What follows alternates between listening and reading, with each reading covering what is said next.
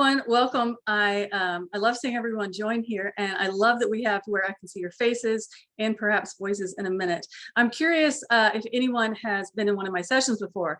If so, you either know what you're getting into, or you're here to cause some mischief, which is another question that I have for you. Let me go ahead and put screen share on, but just be aware that I still have it set up to where I should be able to still see everyone's faces. So if you have a question or want to turn your video on and chat with us, or if you even want to give us a thumbs up or clap and say yes, absolutely, I know what you're talking about, then absolutely feel free to do that. Okay, before we get started too far, I want to hear a little bit from you guys. We said this is creating and engaging a marketing design course, and I'll tell you a little bit about what that means to me and what this is in context for what I do. But before we do that, I want to hear what your story is. I know I've heard from several of you guys, Texas. I'm seeing all the different people chat in where you're from, but I wanted to know a little bit about why you're here. I have one quick question for you. You should see a poll pop up here. And the poll is the main reason you're attending this session. One, you currently teach a marketing design course. You'd like to teach one. You'd like to add some elements of design or Adobe into one of your other current classes. You want to learn general tips for technology or engagement, so something about software or technology that might apply to your course, or you just want to heckle me as a speaker. That's probably some of you who have had me before, and you can choose more than one. Unfortunately, it does not tell me who is saying what, so I don't know who wants to heckle me. So it should be hopefully good-natured heckling only. All right, we've got 15 to 26 people have responded so far, so I'll give you just a second more here. We've got several of you teaching a marketing design course. It's really cool. And a few of you, it looks like, who have had me as a session speaker before. And I saw one person joined that I think has had me in class before, actually. So that's interesting. All right, I'll go ahead and end it here and let you guys see the results. So we've got several people, 5 people teach a marketing design course, a couple of people that would like to, and several of you adding Adobe or design elements into the course. Okay, very cool, very cool. All right, so as we go, hopefully you can see the screen here. As we go, we're going to be talking a little bit about this course, Marketing Design Essentials, and I'll give you the backstory here for it in just a second. But when I refer to it, the course is just talking about a course that we run at OSU called Marketing Design Essentials, and it's really a crossover between this foundational Adobe and design theory and application, and then your basic marketing principles. I started teaching this a little over 8 years ago. I've kind of lost track of time at this point. And the last 3 years have been completely online, asynchronous class. Right now we run it every semester. It runs at around 100 students each. Oh, I see one of my students who took the class a while back. It currently runs at about 100 students, and it's full. We'll talk about the surprising thing in the course, and one has been the demand for the course. We didn't know if any students would be interested or taking it, and right now we have, again, surprisingly, we have like 1/3 of our students coming from outside of the major and from even outside of the College of Business. So just keep that at the back of your mind if you're thinking like, is this a course that might have, like, would students be interested in it? One of the surprising things we found was that we have students that aren't even business majors hearing about the class and coming to take it. So that's a really cool thing. And you can also strategically just keep it as a business or marketing class if you prefer. But we let all students take it. So here's a little bit about what we're going to be covering today. The first one is why in the world, why did I start this class? And it's important to know kind of context of why I'm so passionate about teaching this class. And we're going to dive in and give you course content. I remember those of you who said you were creating class, I remember starting with a blank slate on it and being like, I need some example. I wish I had something to go from or to look at, and I didn't have anything at the time. So we're going to jump in and show you what I do and what we have. I've even posted a link already for a course syllabus, and you can see it again. And we're going to give you like behind the scenes as well. So hopefully, as we go, you'll get some good practical stuff. And I know you may not want to do an exact course like this, but hopefully you can take a few elements and make it really useful for what you're doing. Also, we're going to talk about the technology concerns that I had and hurdles that we were able to almost completely overcome in the class. And then ways that we made the class more successful and how we added engagement to it. And then just a few unexpected things that I never saw coming from the class. As I do this also, it's going to be kind of behind the scenes, real life, like here's what I really dealt with.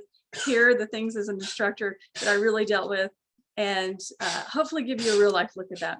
If you hear in the noise, speaking of real life, if you hear a noise in the background, that is the dog that just walked past, because this is real life and that's happening. So as we go, this isn't going to be quite as interactive as the one last year with a ton of tech toys, but if you have any questions, throw them up here in the chat box. Give us a thumbs up. If you have tips, or if you're in agreement with something we're saying, throw that in the chat box as well. Absolutely. Okay, here we go. Let's get started on the first part, why. And this is the part that I really want to share just really short about why we even did this. A few years ago, I'll say a few years ago to make me sound younger, but the dog's name is Violet. And she's almost blind and deaf, so I can't tell her no or go away. She just has to kind of walk by, and I have to let her go. Yeah, can you hear that, by the way? Yeah, she's sweet. Okay, so a few years ago, I had a marketing degree, had an MBA, and I'd even taught a marketing class. And I say that because I thought I was prepared for marketing. And I got hired on as a marketing director in the Career Tech Association. In the Midwest, you might know that as the VOTEC. And it was over about 4 of their campuses. So it was the marketing director, head marketing person over that. And the reason I say that is because if ever a marketing job was going to be kind of, where you had that maybe just a niche market expertise or siloed to where you were only doing marketing strategy, it would have been this job. It wasn't a small company with only a couple of employees. And almost immediately after starting the job, they took me to a desk and said, here, market everything. Almost immediately, I realized I may have gotten in over my head with a few of the topics. I realized not only did I do marketing strategy, but I was doing like graphic design. I was in charge of all of the pamphlets and catalogs, course catalogs, and then branding. All of a sudden I was supposed to be rebranding. I noticed that all the logos were different shades, different colors. They even looked different. Some of the logos were different shapes. And this company had been around for a long time. It was the Career Tech system. And I remember going in for the first time to get some marketing pamphlets and some catalogs made. And I remember going in and, talking to the person to get a quote, and them saying to me, offhand, right? Saying, oh, of course, just remember, of course, as usual, you'll want to do it like 300 dpi, your vector images in EPS format, and like CMYK format. And I, good marketing person was frantically writing down, CMYK, and you can just see the person's face sort of, that look on their face, like, if the TikTok video noise, oh no, like that happened because they realized I didn't know anything. And I was very soon to realize I didn't know anything. All of the practical elements that related to my job, I realized I didn't know. And so they sat me down and started walking through this and explaining this to me, the printer, and with the help of the University of Google and LinkedIn Learning, which was then lynda.com, I think I pulled it off. But during that time, you guys, so many things happened that were a hot mess. Like, I went to print welding brochures, and I thought I was printing tan, and they ended up bright sunflower yellow. Like, so many things happened that I wasn't aware of. And I remember thinking the whole time, like, why don't I know this? Like, I have a marketing degree. Why don't I know any of these things to even communicate with designers to do rebranding? And I remember thinking, if I ever go back and teach, I'll do it differently. So why do I tell that short story? Well, I did end up going back to teaching, and my boss at the time was kind enough to give me the grace to create some of these classes. We didn't have a social media marketing class or a marketing design class. And I put in all the things that I like, I just didn't know at all when I started teaching. So the reason I tell you this is because marketing is not marketing theory like a silo. At the very least, our students are communicating with designers, if not in charge of some of the design work. And not only that, the other thing that why I think it's important to work these concepts into class is because students don't know that they don't know this stuff. I had no idea that this stuff even existed, and students treat it almost like it's a foreign language when they start taking the class. So I think it's super important and crucial for students to, I used to say have an edge in the job market, but now I think it's have even footing in the job market. And I see several of you guys commenting about having similar experiences, or also hearing from students that it's something that you want. So that's a little bit about background of my story. Side note, the good news is my students love to hear my disaster stories in class. I think that's their favorite thing, is to learn how badly I messed up so they won't have to. And so hopefully I can share some of the ways that maybe I messed up creating this class so you won't have to as well. Okay, color theory. Yes, color theory is fascinating.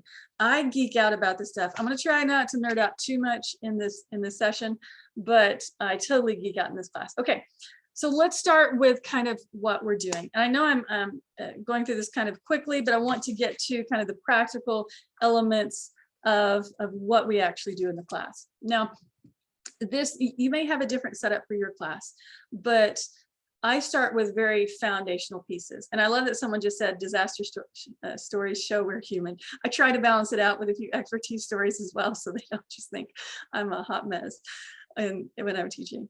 So what I start with, so we start at the very beginning with very, very core foundational pieces. Someone mentioned color theory, and yeah, I'm going to show you the syllabus. That's one of the very first things we start with. What are file types? What is a zip file? What do we do with PDF? What are the different types of compression? We start very, very basic, because what I found is marketing students and business students don't know some of the basic things that I've assumed that they know. And let me just kind of slow down here a minute to tell you about like the goal for the course when I created it. This is really important because it kind of underlies the whole foundation of the course, is that the goal that I have for the course is for students to have, it's not for students to be a designer at the end of the course. It's for them to have a good foundational working knowledge of design principles and application, so that they can communicate with designers and know what they even want, to know what to even ask for when they're rebranding or creating design elements. And also, one of my goals is for them to realize or know what questions that they should even ask. And the reason I say that is because when I create this design course, I'm not grading students on what they, if their designs can maybe make it in a national marketing campaign. I don't do that. What we do is we give them basic design principles, and every assignment they have, their goal is, can you apply this design principle according to the spec and the instructions we give you?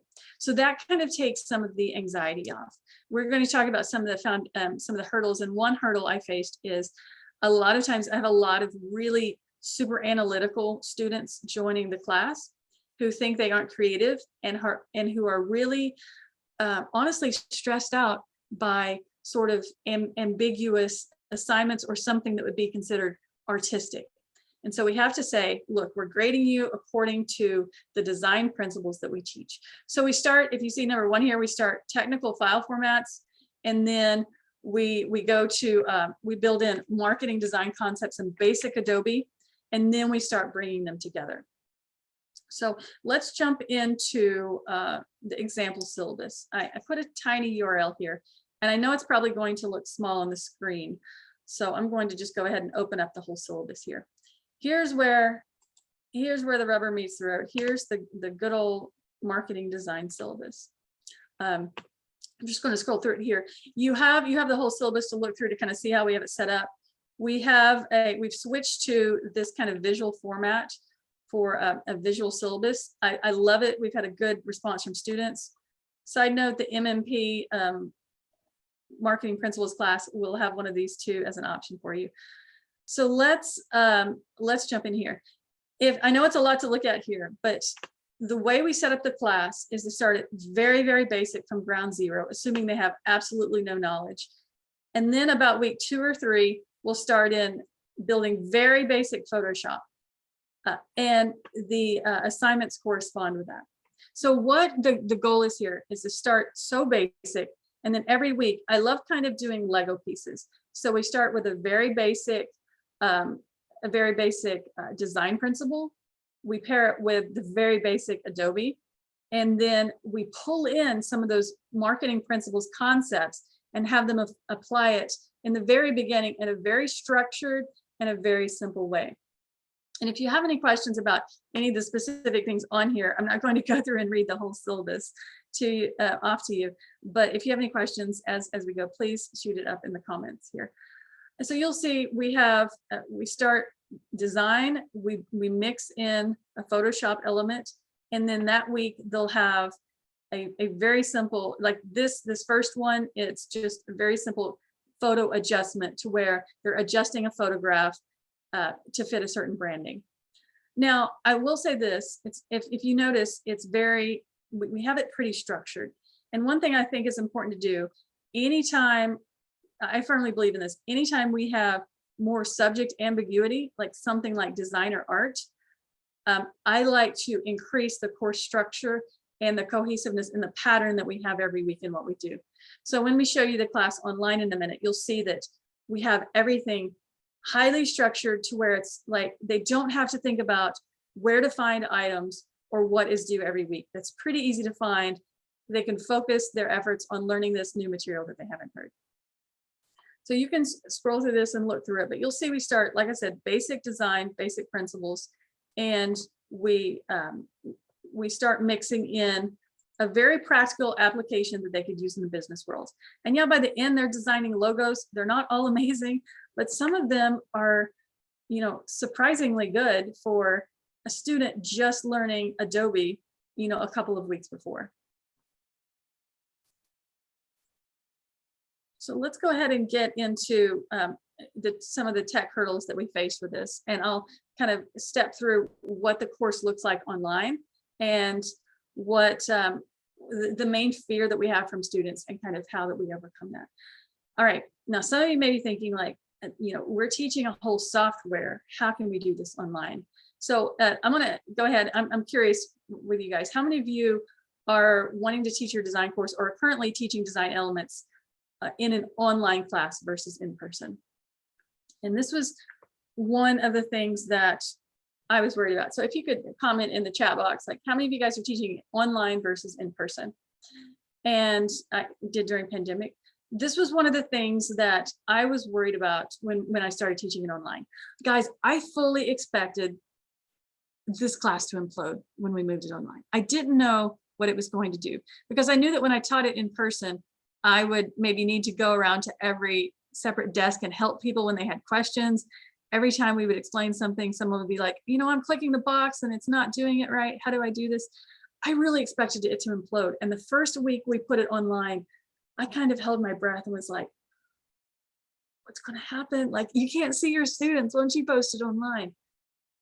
And I was like, what's going to happen? How are you guys just like, hey, how are you guys doing out there?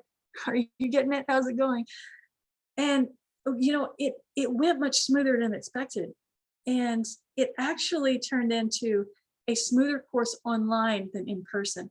Because when we implemented some of these things that I'm going to show you, the students who maybe took a little longer and needed more practice on something to get a concept, they were able to kind of go at their own pace and practice something over and over. So some of the success factors that made the class work as an online class. And one, this is kind of one that we're constantly not battling, but working with every semester is one is as much as we can. Again, it's kind of an ambiguous subject and it's online and students have trepidation around it. Make it as intuitive as possible, meaning we go through, we look at the steps we look at the places where students are kind of stumbling, and we do kind of walkthroughs through the class, imagining what it would be like as a student, and then also get feedback from students. And we try to make it to where if they just landed on the class page and read through everything, they wouldn't need, like, they would automatically know what to do. For instance, okay, I'm just going to pop over here and show you what the online course looks like. I love, how many of you guys are on Canvas teaching your courses? I love working in Pages for design class especially. You can make it a visual layout, and you can also add comments where you need it. So for instance, intuitive, we try to make things where it's really easy to see where to go and what to do in the class. And every week, the course content looks pretty much exactly the same. Every week they have the to-do list, the assigned items, like everything is set up exactly the same every week. And for example, one thing that we noticed, you guys, it's like you've worked so hard for students and you just don't expect some things to happen. One thing we noticed was that we had students were working at very different paces of learning. So we would have students who wanted the information up a week or two in advance. And some students, you know which students I'm talking about, started working on the class about, well, if the deadline is Sunday at midnight, when do you think they started working on the class? If you said 2 to 3 hours, if you're thinking 2 to 3 hours before deadline, you are right, and you get a gold star. We have a lot of students who work last minute, and then students who want information in advance.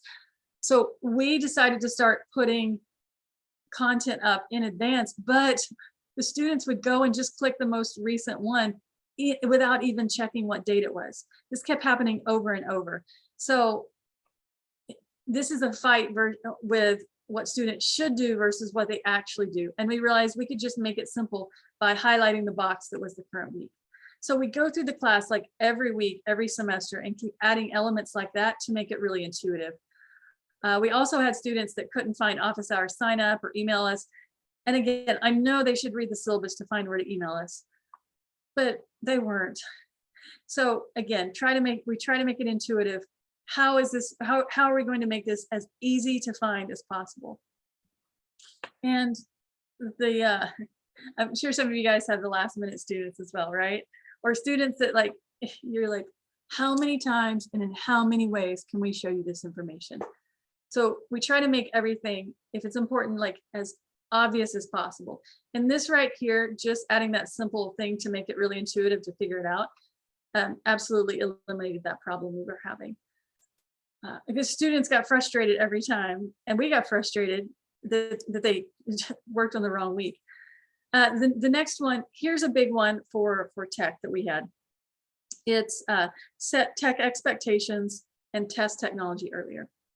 So again, we're working with technology, something that's a little scary for students, and we're working in the Adobe suite, something that's new. Someone's asking if the syllabus is available. Yes, absolutely. There should be a link at the very top of your chat box, and we can also put the link again in as well here if you would like a copy. Oh, there it is. Bam, Paul is on top of it. So set tech expectations. One thing we wanted to do with students is, I noticed a lot of our students who were kind of overachievers and perfection oriented, they would get very frustrated and think they were failing anytime they had some issues with the Adobe suite or not getting something to work right. So one thing we did was, anytime we knew students would have more trouble working on something, we would just set expectations and simply say in the videos or in the content, like, you're going to have trouble, like, it's going to take a while for this. Like, that's okay. And here are the common problems, the 4 things you're probably going to have problems with. We did that, and like on this Photoshop troubleshooting tips, here are the things we have.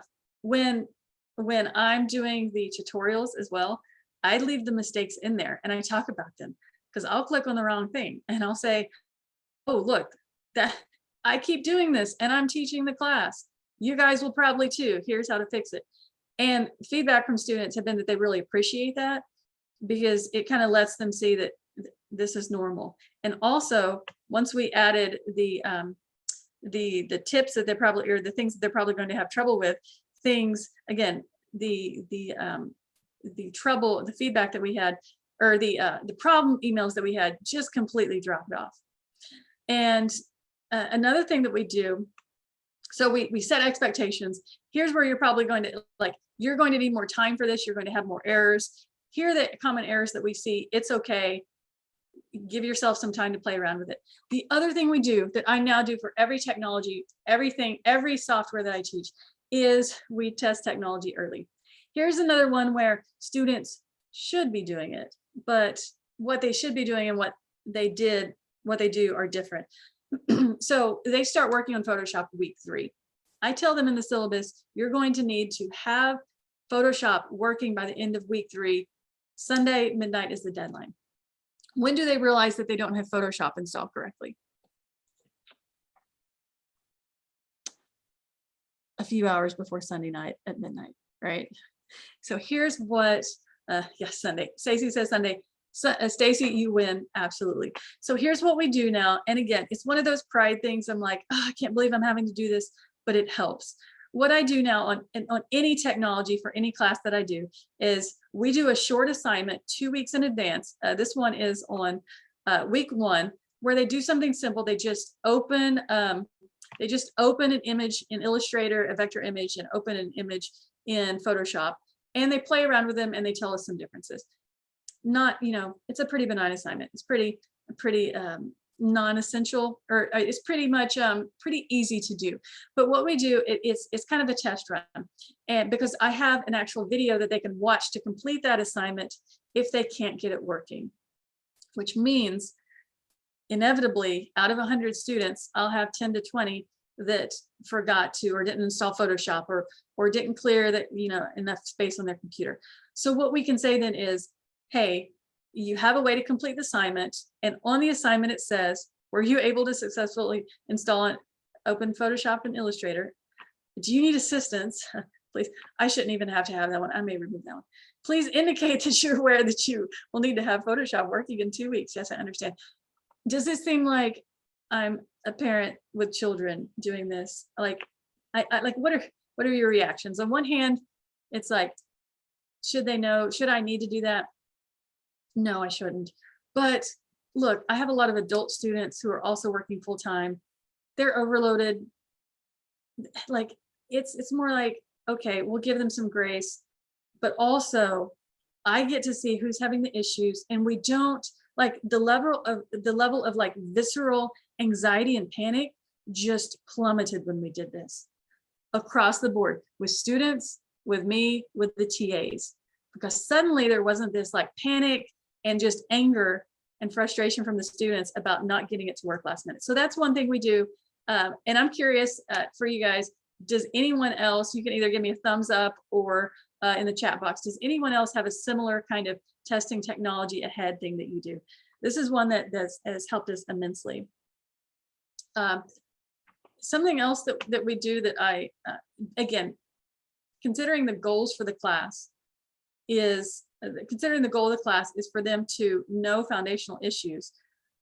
One other thing that we did is to create, I'll switch back here, is to create a video tutorial for the homework. And for this one, it's just simply stepping through where did it go here? Stepping through the technical items of the homework. And this is one that is like, well, shouldn't they be able to go back through all the other videos and piece it together? Yes, but I'm not showing them like a homework cheat sheet. It's more like, here are some of the technical items. Here are some of the things you may face. And it's just kind of getting them started in the beginning on, here's a walkthrough on the elements that you need for the homework. This by far has been every semester, the most feedback that we have for what helps students is instead of just explaining the directions for an online class, having a video for this as well. I use Screencast-O-Matic for that. I know there are a couple of other options for doing these sort of screen capture videos, but it's like $10 a year and it's pretty simple to do. For all of this software, for all of the training that we do, I just do Screencast-O-Matic, and then we also have some Adobe videos that are free to access online as well. So those are a couple of things that we do. Some other things that have helped us immensely with training are when we do tutorial videos, we do very small chunked videos. And if you see here, 9 minutes, 7 minutes, like 7 minutes is max that we try to do on the videos. A lot of them will be 5 minutes, 5 minutes, 7 minutes. This helps us a lot for students to be able to kind of piece out the different functions. And also, if we need to refer them to a video, we can specifically send them to the video that we need to. So small chunked videos really helps. The other thing we do is, since the students are learning, having sort of a structured video or sorry to say cheat sheet, not a cheat sheet, but a video or sheet for common errors has really helped. Some of these things are things that I assumed students knew, but the level of questions that we had and errors that we had made me realize students didn't know. Like, I had a lot of students who didn't know how to zip and unzip files, who every semester I had students who didn't know how to take screenshots. And we now have installation videos, and we took this took the questions that we got down from this level to probably 95% of our questions went away, and we were able to help students with more creative aspects instead of simple things like screenshots. And again, it just makes it simpler, because we found that so many students weren't reaching out to ask questions, and this gave them kind of a resource to use for that, to find information. Something else we do is we have a resource page. Everything that they're creating, we make checklists. Again, it's a new class. We're trying to teach foundational things, and we have design checklists and common errors for every single document. We did this with the social media class as well. Everything they do, here's a checklist to help them get into the process of, these are the things you need to remember. These are the things you need to know. And okay, you might judge me on this one. Try not to judge me. I went ahead and did this. We now have a 24-hour grace period for tech issues. This is one where I said, this cannot make a difference, because if I say the deadline is Sunday and a 24-hour grace period, it will be the same as a Monday deadline. Psychology-wise, it's not, and I don't know why. And I said I'd never do this, but I'm doing it now, and it's saving our sanity. We have a 24-hour grace period, or some classes, we've played around with a 12-hour grace period, 8-hour grace period. And again, it really helps. We moved the deadline back 24 hours from where we wanted it to be, and then gave a grace period. And it helps so much on just giving students an extra couple of hours, because we would have panicked students wanting to turn something in, 30 minutes late when it didn't upload. This way, it's fine. It's the same thing across the board. And honestly, again, the stress level has decreased dramatically from this. Any thumbs up, or yeah, that's me? Anybody doing this grace period thing, or do you judge me for it? Any hecklers who want to judge me for it, you can completely do that too. Love the grace period. Paul's so supportive. I don't know if you guys have talked to Paul yet. He's so supportive. He's usually not one of my hecklers. I think it's a great idea, and I've used them in the past. It really does kind of change the mindset. And for those who do have technical issues, it lets us be able to do that across the board for everyone. And let's be honest, I wasn't grading the assignments on Monday morning anyway, so it's fine. And the other thing we do that help technology-wise is proactive check-ins. And we started doing this during the pandemic. And someone said flexible deadlines is very similar. Yeah, flexible with 100 people in this class, with each of my classes, we kind of have to. I can't do the no deadline thing. We've thought about doing that. We need to keep it pretty structured to grade, but it's very similar to the flexible deadlines, but just keeps it on pace enough to where we can get 100 students at a time graded smoothly. Proactive check-ins, we found out that quite a few students on our online only class were struggling and were kind of perfectionists and didn't know if they could ask for help, didn't want to appear weak, or didn't know if that was an option. And we had students who were literally crying working with Adobe for something that was a super simple fix, or they were overloaded with stress and pandemic stress. So we started doing these optional surveys, and here's one that we use, an optional check-in. This one is kind of technology and mental health. How are things going for you this week? How much is the class contributing to I'm overwhelmed feelings? And then any extra comments or ways we can assist. And sometimes we do these check-ins just for Adobe as well. How are things going? On a scale of 1 to 10, like we'll do a Padlet. How is Adobe designed for you? And we've caught some issues, we've caught some issues early this way that turned out to be really serious issues. And doing these check-ins helped. We made them optional, and it's been really helpful overall for the well-being of our students. So that's one thing that we do. This is just a simple Survey Monkey survey that we put out. These are some of the technology things that we've added in. Some of the success factors for adding engagement, I'll put a few of those, and we'll try this one out. One, for engagement and diverse learning. Padlet, I love Padlet for this. I just do. We use Canvas, and it's been a mess for bulletin board sharing. We had so many different caps on design, like uploading designs, data, file size. And I'll put this Padlet so you can check it out or try it out. But we have Padlets where we do this every week. They can share their different items that they created and ask questions from each other. You'll see that they all say my name. This is just because I pulled the student names from them, but students have given us permission to use this week's assignment.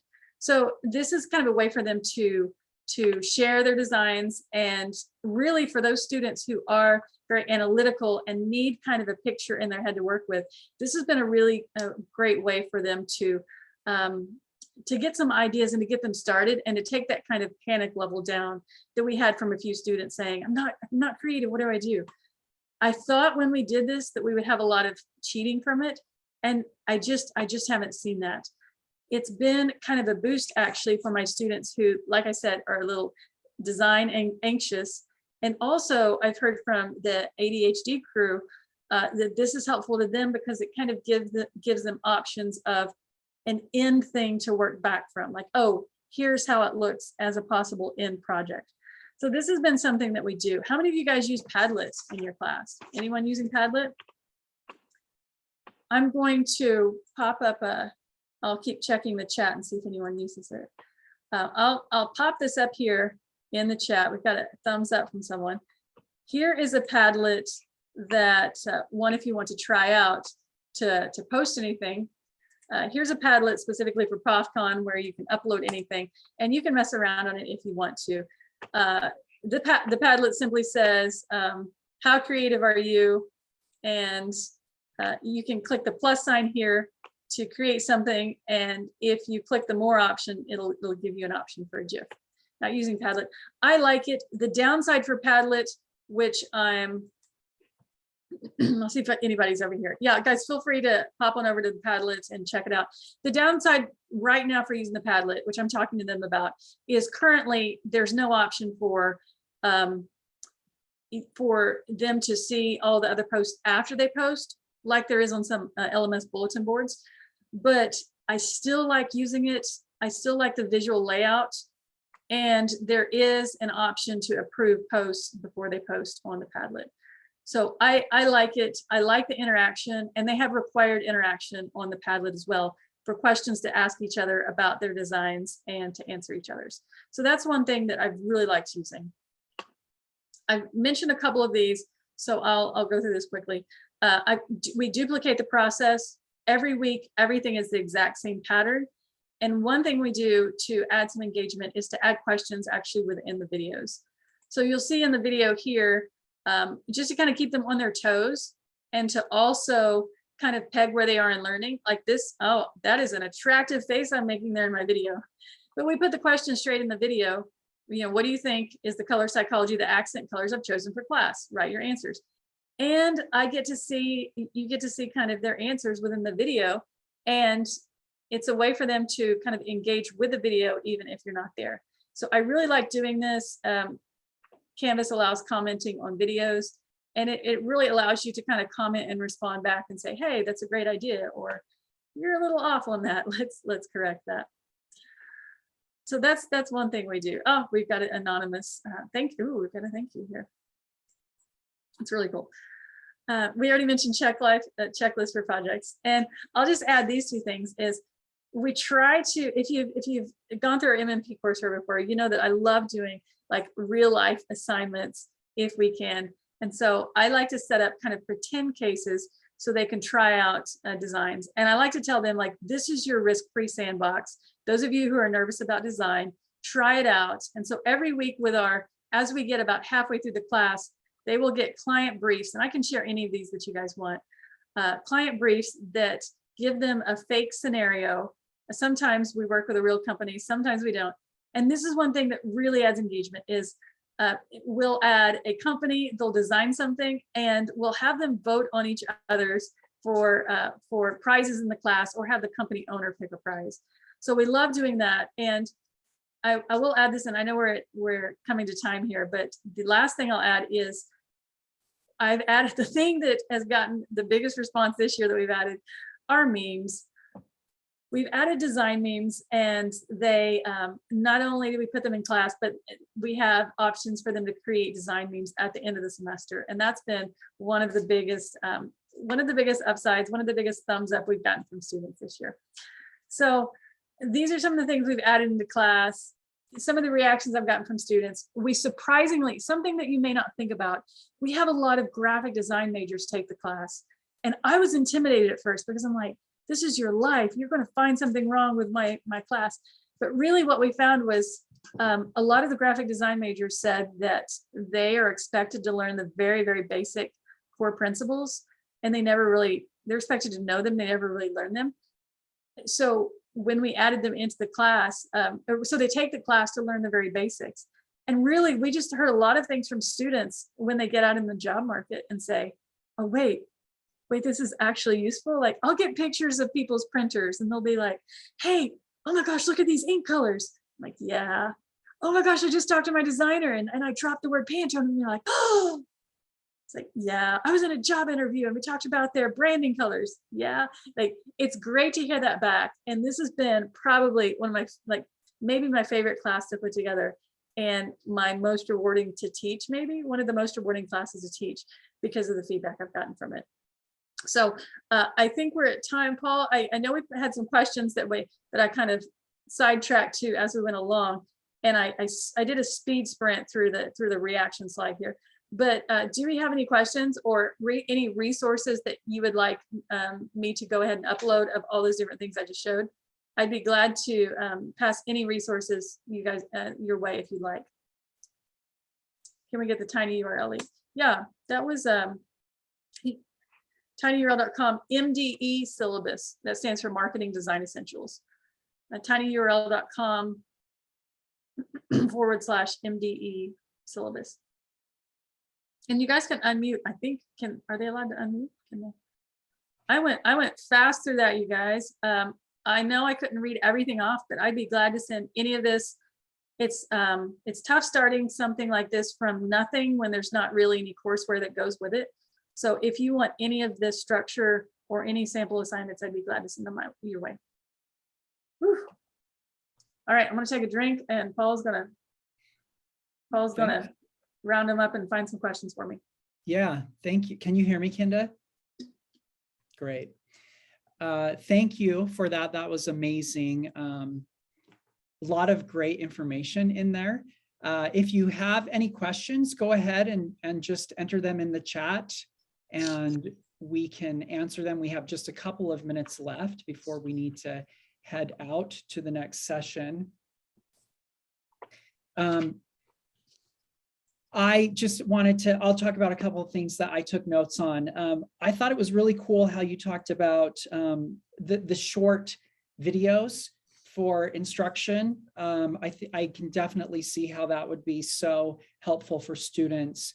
And I was really, that was really awesome that you do the proactive check-in questions and kind of just finding out how your students are getting along and how they're feeling about the technology and the things that are expected of them in the class. So very cool. Elizabeth has said that in her marketing survey that the number one thing her students are interested in learning more about is design. So I think it's definitely a very important topic to talk about. And I think that this is great. I don't see any additional questions. I think you did a great job of explaining.